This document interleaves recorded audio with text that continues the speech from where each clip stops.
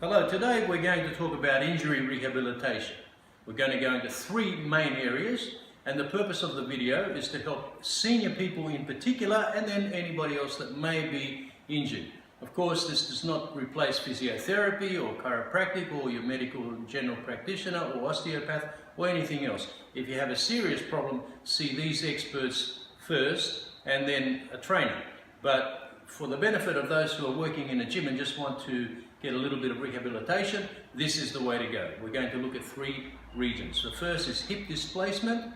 The second area will be a knee injury or knee problem, osteoarthritis, post-operative, post-surgery.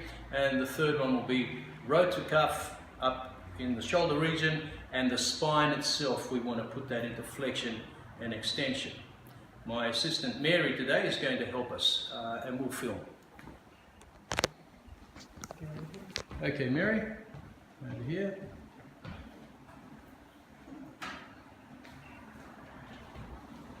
So,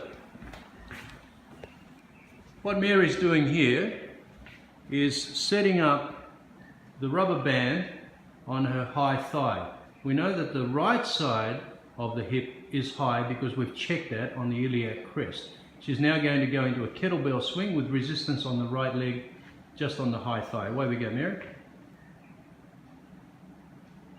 Chest down a little more.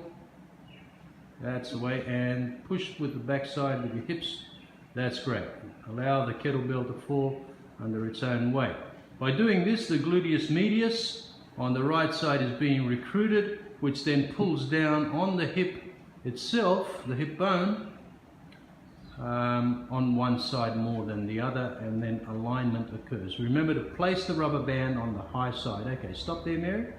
Let's go now to the next exercise, squat and row for the knees.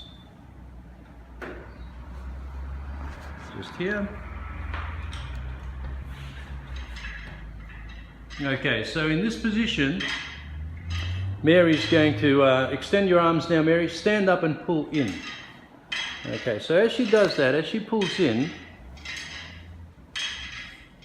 she's contracting the shoulder blades, activating the muscles around the back and the spine, and she's also lifting the toe of the feet, the big toe, but all the toes inside the shoe. And what that does immediately is take pressure off the knee and place the pressure on the back of the leg rather than the quadricep at the front, which runs over the top of the patella at the front. Okay, Mary, one leg back, one leg forward. She's pulling in, pull into the belly button, Mary. Okay, up we go. That's it, good. Now we're in a lunge position, and the lunge suddenly becomes a lot safer than it would otherwise with no bench. So the bench is being used here as a measure. It's a fairly high bench which keeps it safe, and again the toes of the lead foot are lifted up. That's lunges and squats from a bench with the cable. And the purpose of the cable is to create a pendulum or a counterweight to help that person climb up a little bit more easily than they otherwise would without it. Okay, Mary, that's enough there. Let's go over to a high pulley row.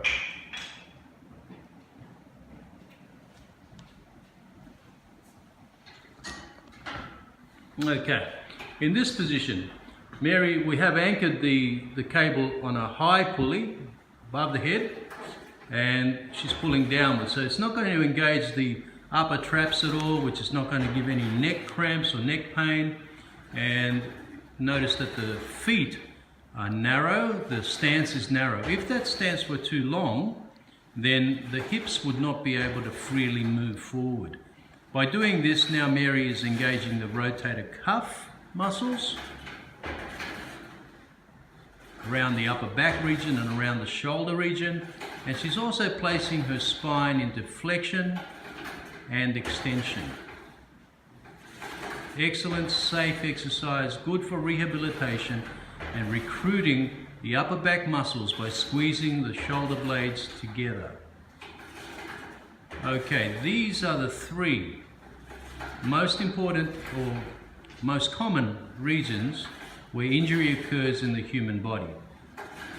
The upper back here and the rotator cuff, the knee, and the hip displacement. All right, stop there, Mary. Just return that for a moment.